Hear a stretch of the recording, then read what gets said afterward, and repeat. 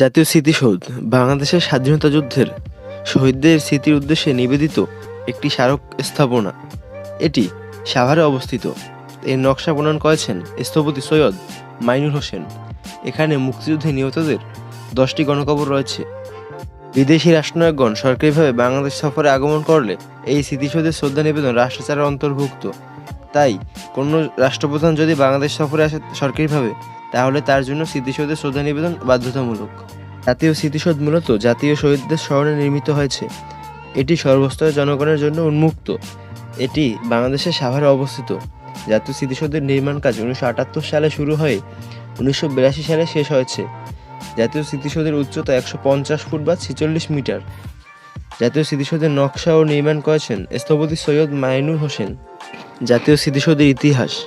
1972 খ্রিস্টাব্দে 16 ডিসেম্বর বিজয় দিবসে বাংলাদেশের রাষ্ট্রপতি শেখ মুজিবুর রহমান ঢাকা শহর থেকে 25 কিলোমিটার দূরে ঢাকা আরিচা মহাসড়কের পাশে নবীনগরে এই স্মৃতিসৌধের শিলান্যাস করেন। 1978 খ্রিস্টাব্দে রাষ্ট্রপতি জিয়াউর রহমান স্মৃতিসৌধটি নির্মাণের উদ্যোগ গ্রহণ করেন এবং এর নকশা আহ্বান করেন। 1978 জুন মাসে প্রাপ্ত 57টি নকশার মধ্যে সৈয়দ মাইনুল হোসেনের প্রণীত নকশাটি গৃহীত হয়।